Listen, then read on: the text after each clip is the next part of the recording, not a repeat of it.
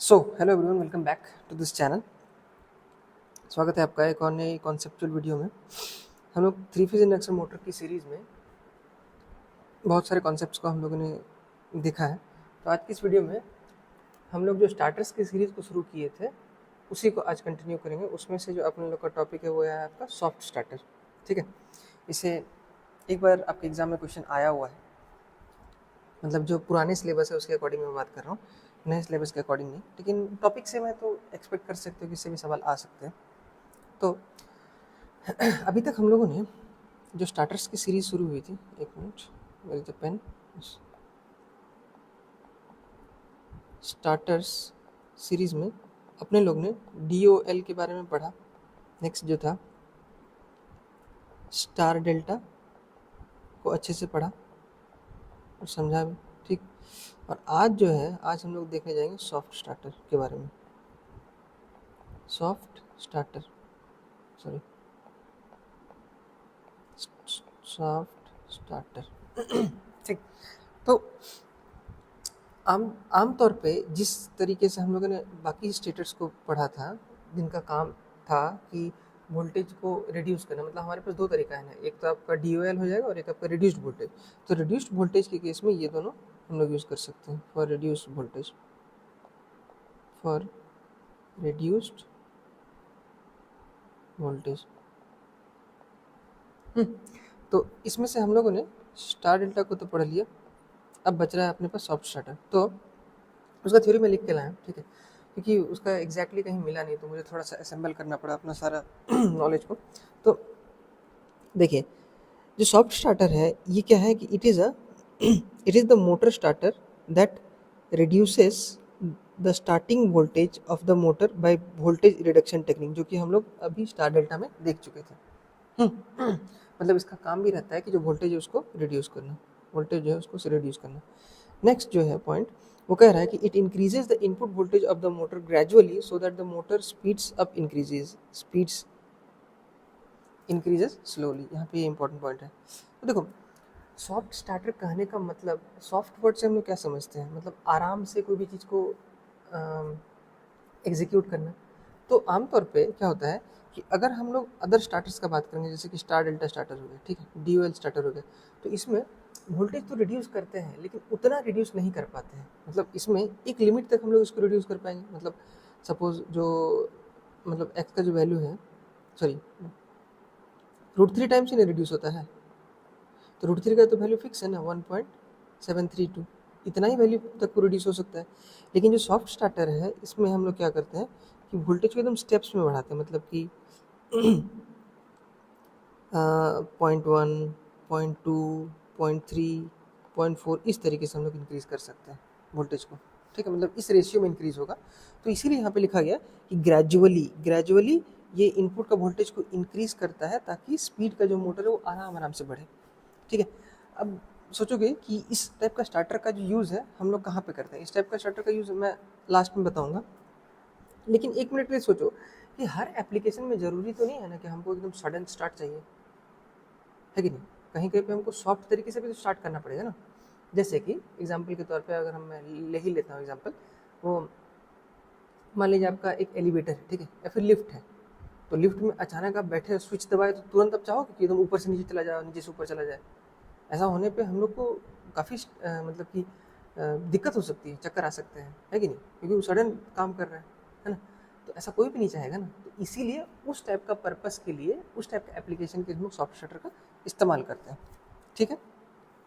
उसके बाद जो सॉफ्ट स्टार्टर है, soft starter protect the motor from mechanical tear and jerking. हाँ, मैकेनिकल, क्योंकि देखिए जब फुल वोल्टेज अगर यदि अप्लाई करते हैं हम लोग DOL के थ्रू या अदर मेथड्स के थ्रू, तो उसके इसमें क्या होगा, तो उसमें मोटर में मैकेनिकल स्ट्रेस और जर्क आ सकता है, तो उससे भी बचाता है। तो ये एक एडवांटेज हो गया जो सडन सप्लाई, क्योंकि हमको पता है कि जो टॉर्क है वो आपका डायरेक्टली प्रोपोर्शनल होता है सप्लाई वोल्टेज को, ठीक है, ठीक।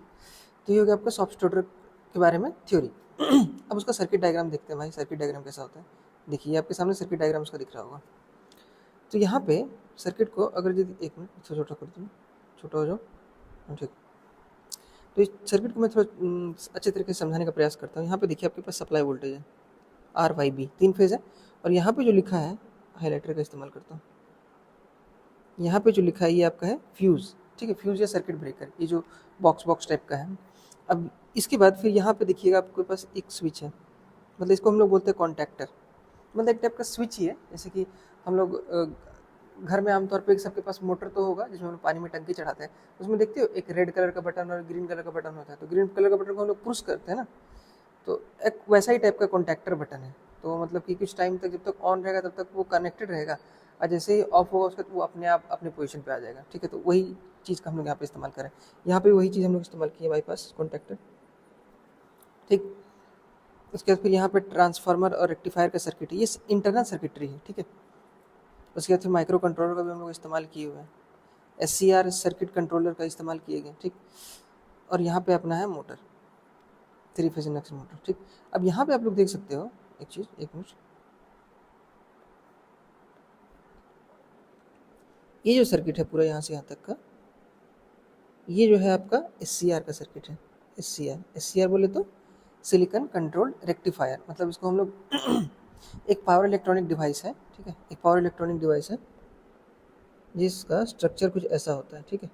इसमें 3 टांगें होती हैं, एक होती है एनोड, एक होती है कैथोड और एक होता है गेट, ठीक।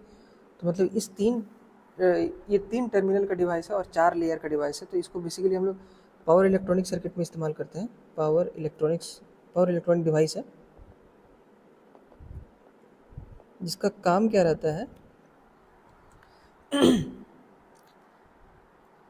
जो सप्लाई का जो AC वोल्टेज है उसको एक कंट्रोलेबल आउटपुट में कन्वर्ट करना है। मतलब इसका काम क्या रहता है कि it converts the AC supply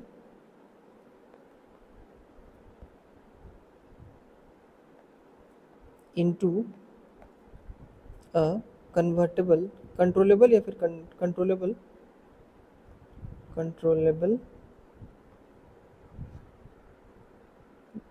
voltage.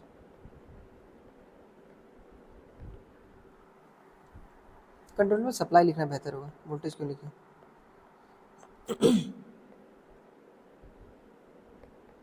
Controllable supply, ठीक है, इस तरीके से इसका काम होता है।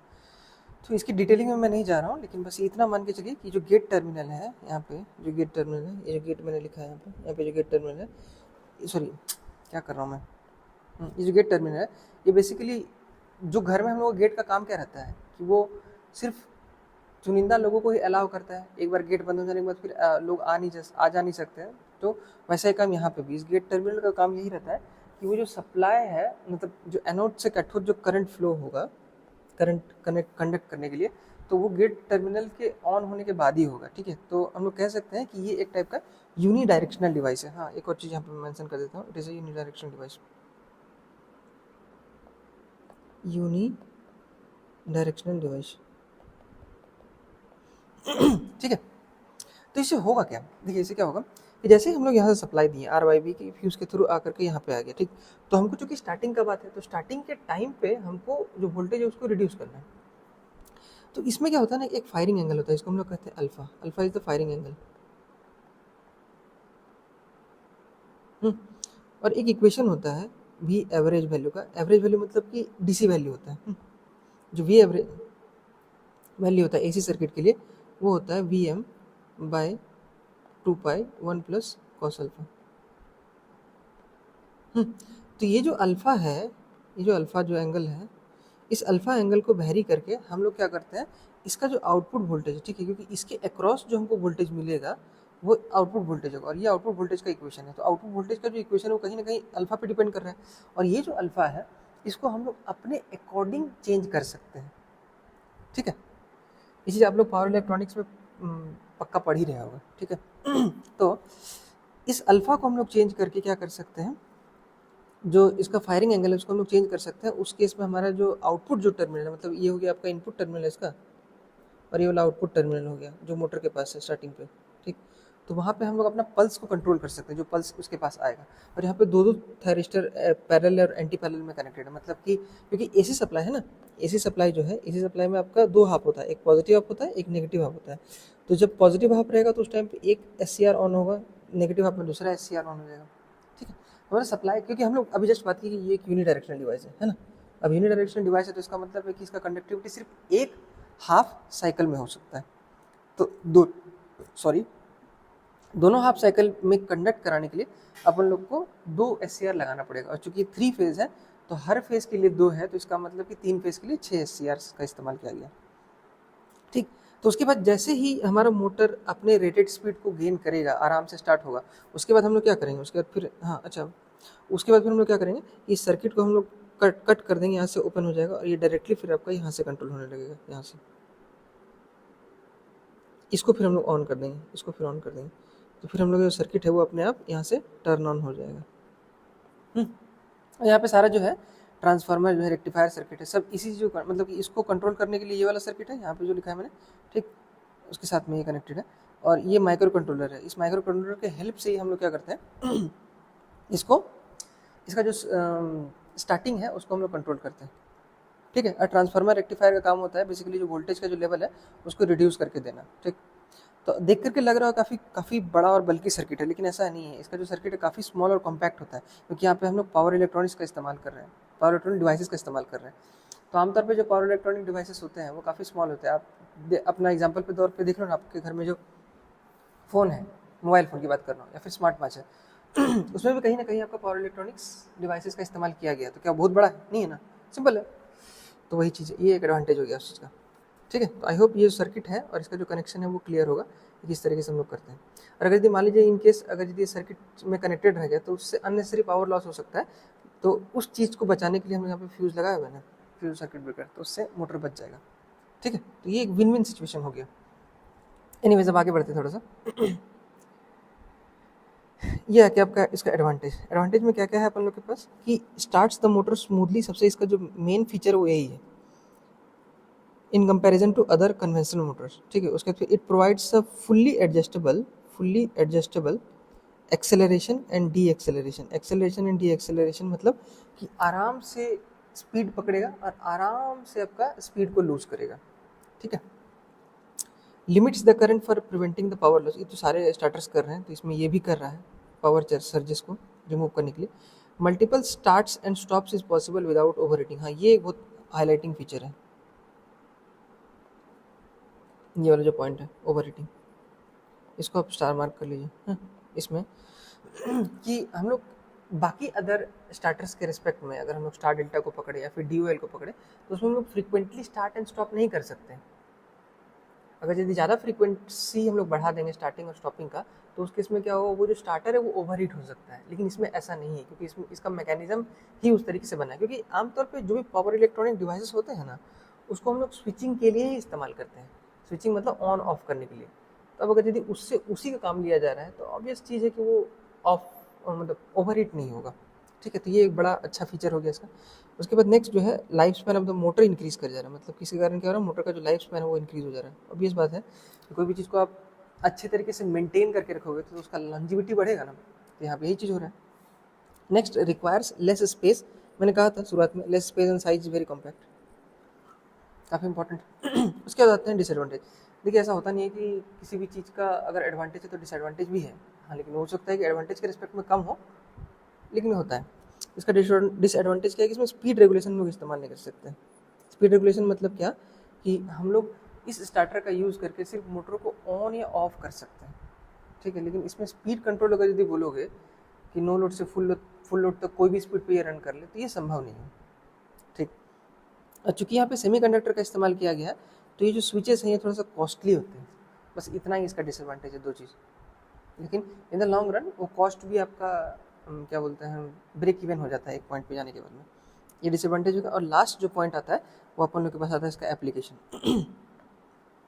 इसका एप्लीकेशन क्या क्या है कि used in industries to start and stop appropriate motors. ठीक, मोटर्स को इस्तेमाल करने के लिए बिग फैंस पे हम लोग इस्तेमाल करते हैं, देखे होंगे जो बड़े बड़े फैंस जो होते हैं, जैसे कि आप अगर हावड़ा स्टेशन जाओगे तो वहाँ पे बहुत बड़ा फ़ैन लगा हुआ है, तो वहाँ पे हम लोग इस्तेमाल करते हैं उसका, ताकि वो आराम से स्टार्ट हो। क्योंकि जिसका एरिया बड़ा होगा तो उसको स्टार्ट होने में भी तो समय लगेगा ना। आप 1 मिनट चीज़ सोच के देखो कि जिसका जो रोटर है जितना ज़्यादा भारी होगा, या फिर इसको ऐसे देखो कि कोई भारी आदमी को पतले आदमी के रिस्पेक्ट में भागने में ज़्यादा समय लगेगा ना, उठ के भागने में और रुकने में भी।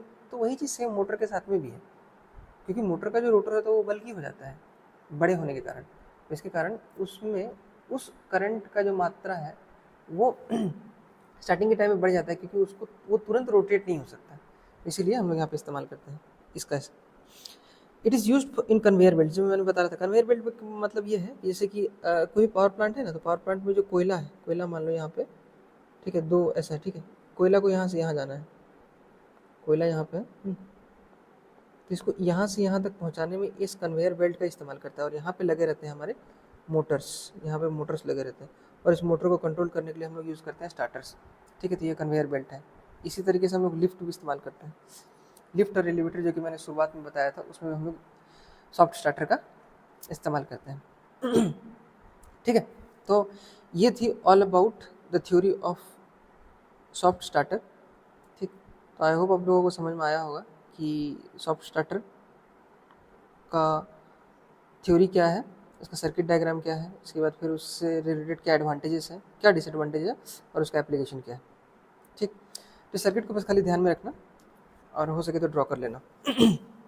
सो right now this is the end of the video, and please like, share and subscribe to the channel. और कुछ भी डाउट हो तो please let me know in the comment section. And finally thank you for watching.